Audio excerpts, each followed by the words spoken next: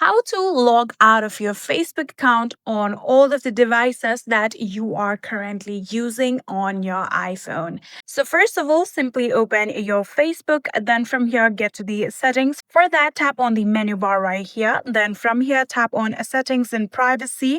Then, tap on settings. After doing that, here, tap on account center.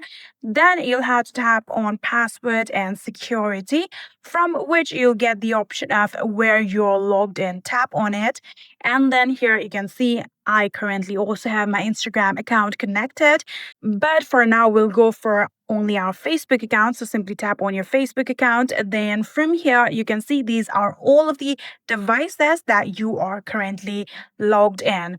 So now what you're going to do is tap on select devices to log out. Then after doing that, here you'll have to select the devices that you want to log your account out of. So I'm going to select this device that I'm currently using. So simply select it, tap on log out, tap on log out one more time. And just like that, you will be logged out of every devices that you are currently using on your iPhone. And yeah, that is it. I hope this video was helpful to you guys. If it was, please do not forget to hit that subscribe button and like our video. Thank you so much for watching. See you in the next.